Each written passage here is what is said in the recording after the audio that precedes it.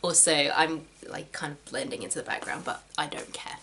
It's my Christmas present. I'm wearing it, Mum. Yay. Hello everyone and welcome back to my YouTube channel. Today I want to do a traditional video for this time of year, which is looking ahead to 2025. In the past couple of years, I've done a looking back on the year just gone type video.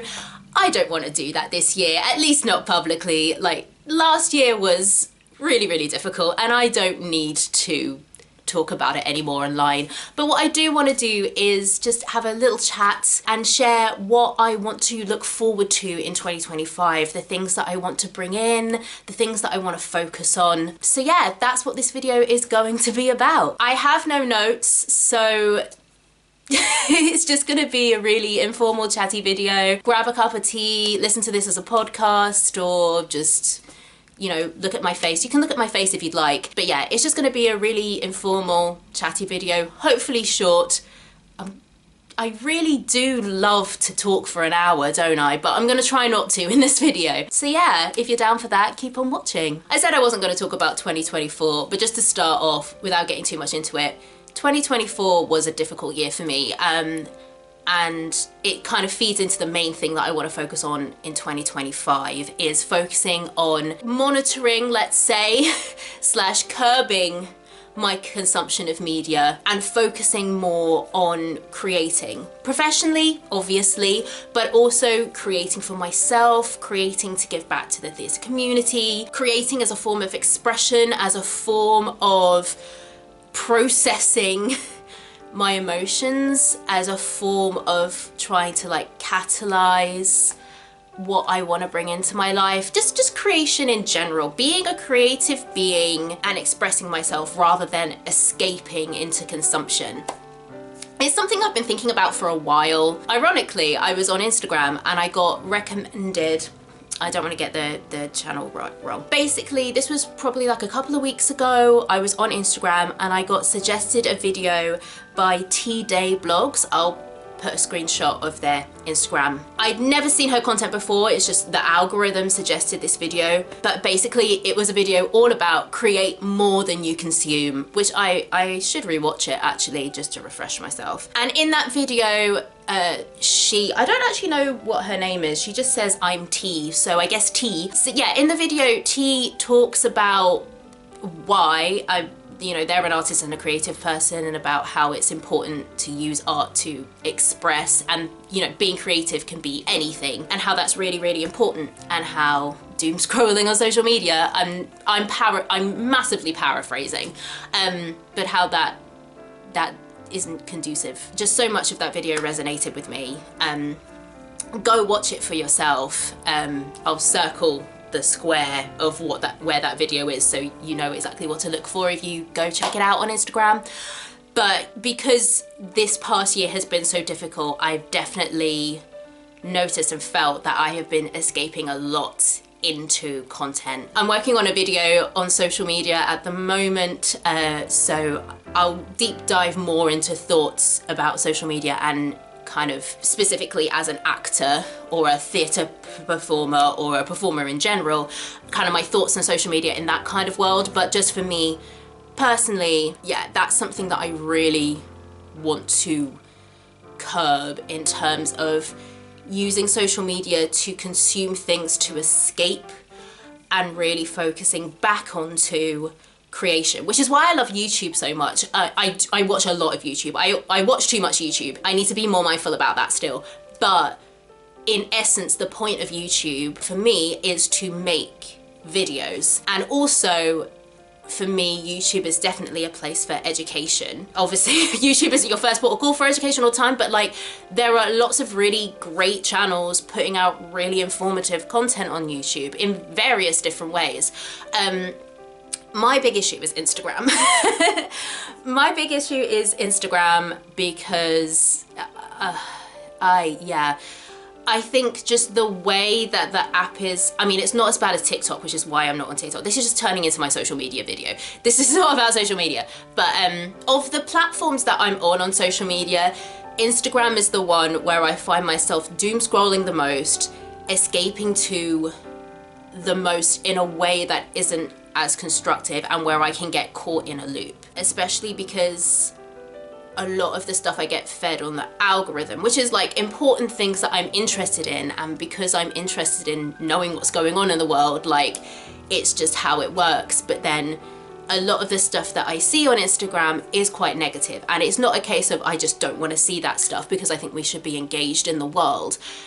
But when you're also emotionally going through difficult things, and so you're not really processing those emotions and you're escaping to easy to consume dopamine hit content where you can just keep on scrolling video after video after video, because that's what Instagram now is just videos. You know, it's just not great. I'm seriously, and I think I will, thinking of taking Instagram off of my phone.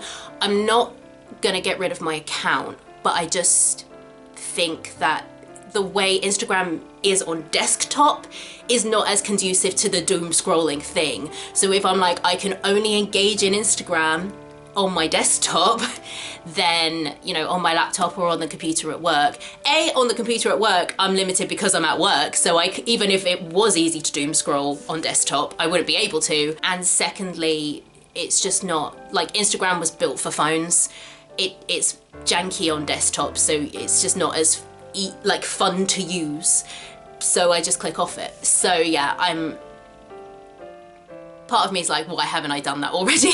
I've got the screenshot of the creator that started this whole idea of what I want to do for 2025, so I could just delete it off my phone now, give it a month and then see how I feel. Like, it's not going to be a forever thing not having Instagram on my phone necessarily, unless I feel like, yeah, no, I want to do this. But I enjoyed Instagram more when I was posting, when I was creating things, and that's felt weird with the ongoing genocide in Gaza and just like all the things that's going on in the world. I felt weird about posting things. That's kind of died down a little bit now, but also like, what am I gonna post? So I need to think about that. But I do know that I enjoyed Instagram more, partly when it wasn't so much video content and reels, but also partly when I was actively making, like, taking photos and posting them on Instagram and things like that, when I was making and sharing things and putting it on Instagram, regardless of like how popular those things were. I remember enjoying it more. And now I haven't done that for nearly a year. It doesn't spark joy for me. So yeah, that's something that I definitely want to focus more on in 2025, is just making things. Just making things. I think that's what we need. I think in a world that is constantly telling us to consume, and in a world that is constantly getting us to outsource our creativity, like, this is another video. I want to do a video about AI as well, but like the adverts I get for like Google Gemini, which is like Google's AI, when it's like, write me a letter to get my landlord to keep my cat. And I'm like, so you're outsourcing your own self-expression to a machine at that point. Like, why would you do that? Maybe that's just me, but I'm honestly just like, in a world that constantly is telling us that anything creative that we can do has to be mechanized in order to be consumed, and then anything that can give us, you know, joy or relief, that can only be achieved through consumption of things, or consumption of media, or consumption of entertainment. I think it's just, I can feel it in my soul that it's like, that's something that I want to fight against. And I can't make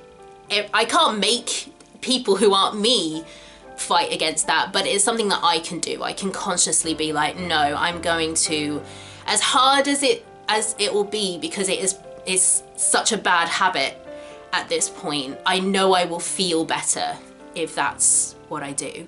And there's lots of things that I do that are creative anyway. Like, I'm a performer, you know, I write, I crochet, I'm starting to learn how to embroider. Like, there's lots of things that I can do that are more active than being on Instagram. So yeah, so that's the main thing that I want to focus on. And I think that focus in and of itself will help kind of guide me when I come to thinking about, I don't really do resolutions per se, but you know, thinking about the things that I want to do more of and the things that I want to do less of. You know, if it's through that framework of creation, not consumption, I think that's going to be a good guiding light for 2025, you know. That's number one.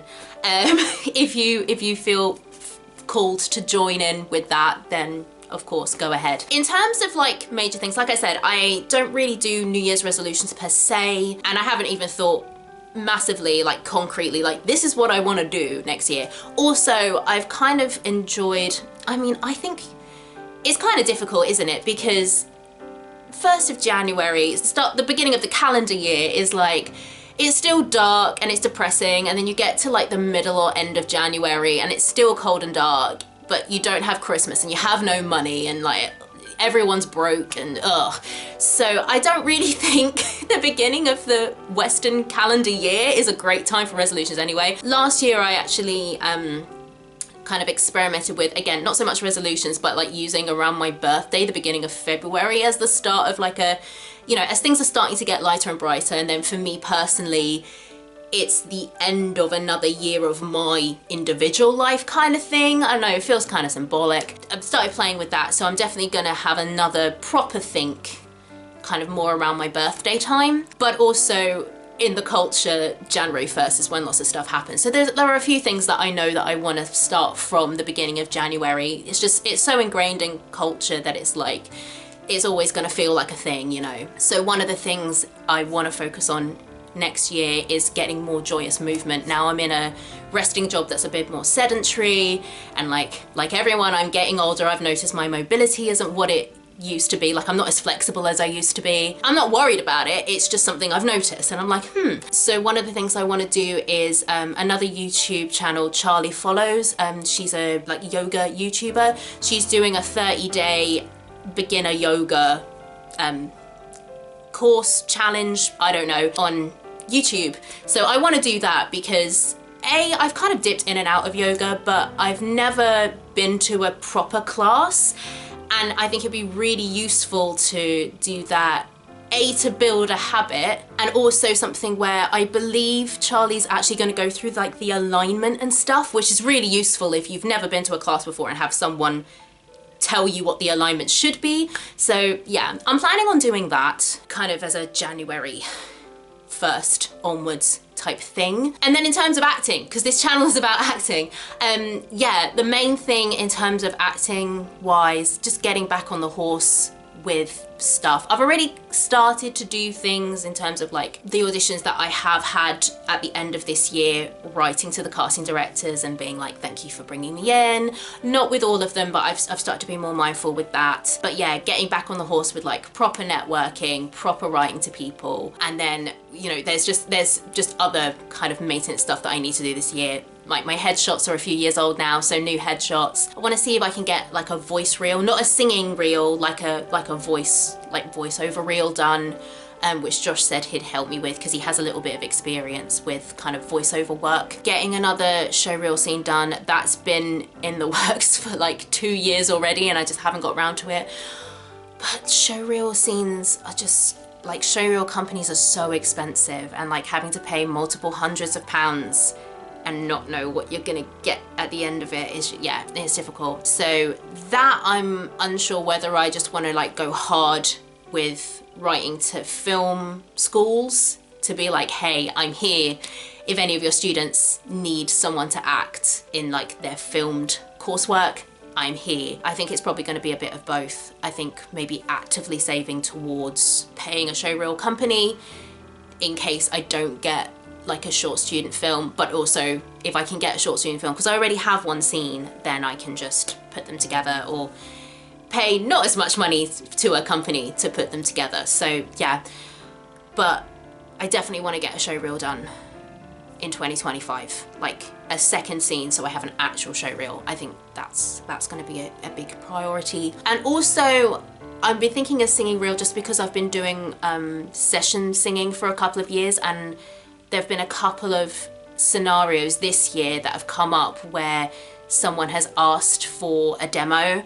So I think it's just going to be useful for me to have something ready to go, so I don't have to be like, oh, I have to try and like basically do a self-tape but just my voice. You know, having something that's just ready to go that has a selection of different styles of things. Getting back on regular singing lessons and budgeting for that. I think the big thing I need to do now that me and Josh are in this new place is like make a proper budget that actually prioritizes my acting work. And prioritizing my acting work in general, this year I haven't had the headspace to do it with, you know, work difficulties that happened last year / end of the year before, and then all the personal stuff that's been happening. Like, acting work hasn't really been a priority for me this year, because there's been so much other stuff going on. And I think also just with resting work, it can be really easy to prioritize resting work because it's right in front of you, right?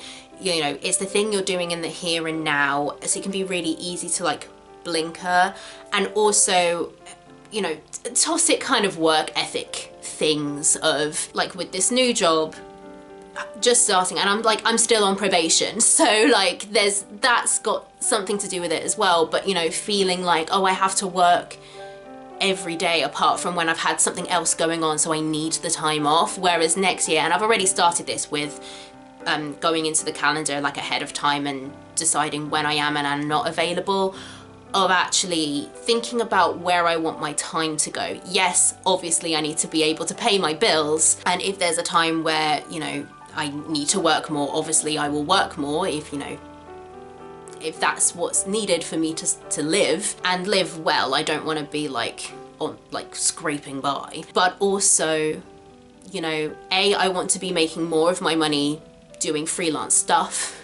And that's one of the things I want to try and really work on in 2025, whether that's teaching. I've been doing some workshops and one-to-ones with some students at one of the drama schools here in London, so I definitely want to build on my momentum from that on top of acting work. But that's freelance work, and freelance work, you know, pays better, and you can factor in your overheads and things, and is more rewarding. I think that's the big thing. It's not just a money thing. It's like I find it rewarding helping people who in my industry. I find it rewarding doing work that is adjacent to my industry in a way that isn't, you know, just, you know, a soulless customer facing role. I don't think that's a controversial opinion. So, you know, I'll probably keep that in. If I don't, then you haven't seen it. But yeah, I just I've completely lost my train of thought. Oh my goodness. This is what happens when you don't have notes. But yeah, just I want to be really conscious of my time and where I want my time to go on the finite time I have on this planet.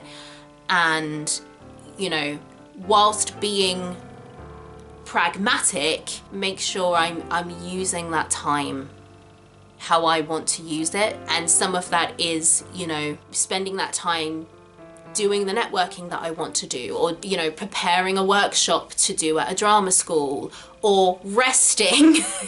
You know, like my resting job is still like West End theatre based, so working every day means 6 days a week, which means 1 day off, which means in that 1 day I'm doing all of our housework and house chores. Not all of them, Josh also helps. Like this isn't a trad wife situation, but you know, we have our 1 day when we have to do all of the home stuff that we haven't been able to do in the week, especially Josh. He's working 2 jobs at the moment. The last thing I'd say is that part of all of this, you know, the reprioritizing time, some of that is also inner work that I need to do, with some of which I've already started, kind of thinking about the limiting beliefs that I have and things like that. But yeah, I'm also trying to get to the root of why I procrastinate, because there's a reason that I scroll all the time on Instagram.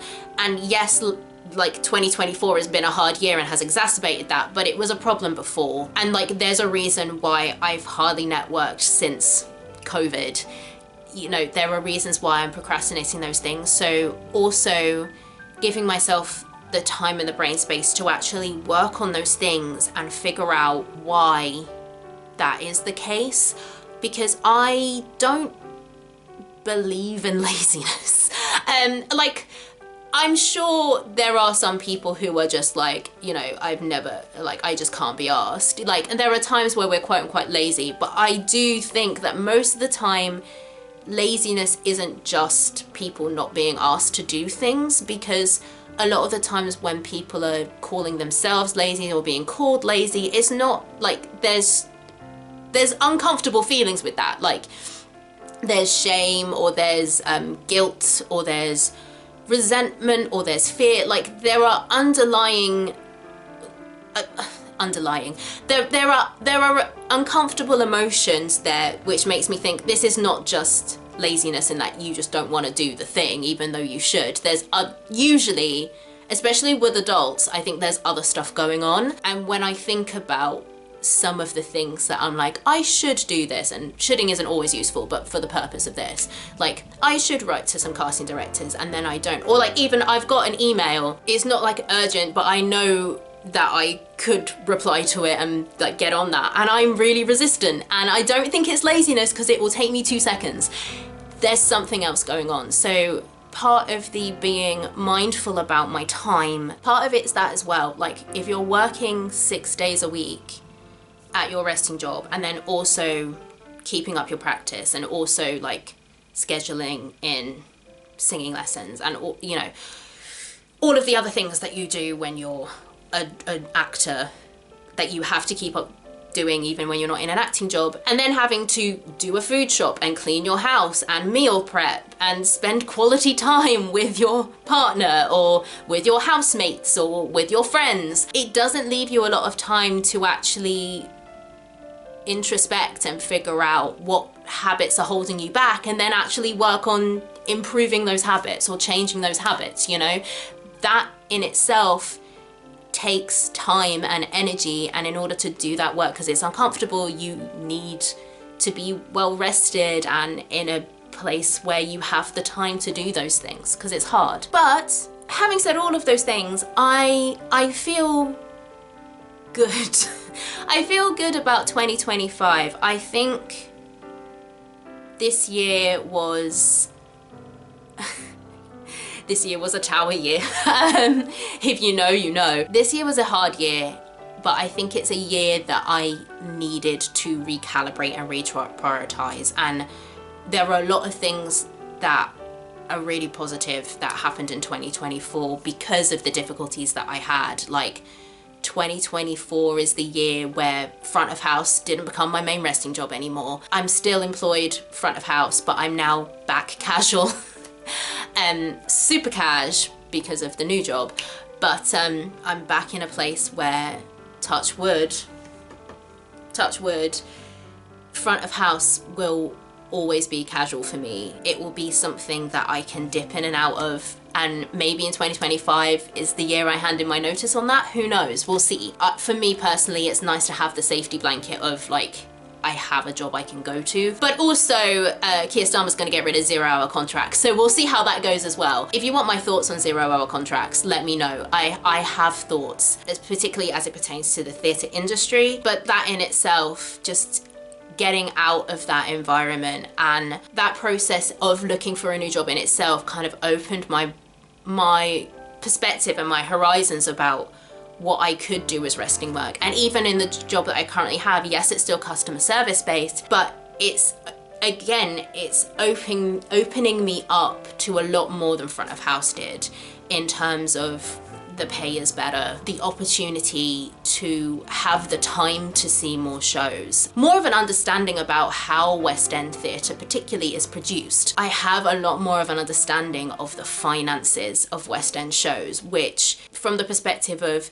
maybe I'll want to produce my own work in the future, or maybe I'll want to be part of like a production where we're all involved in the producing side of it, or something like that, you know, is really useful. This last year has been a lot of little stepping stones. The difficulties that have happened have forced me to open doors to kind of new things.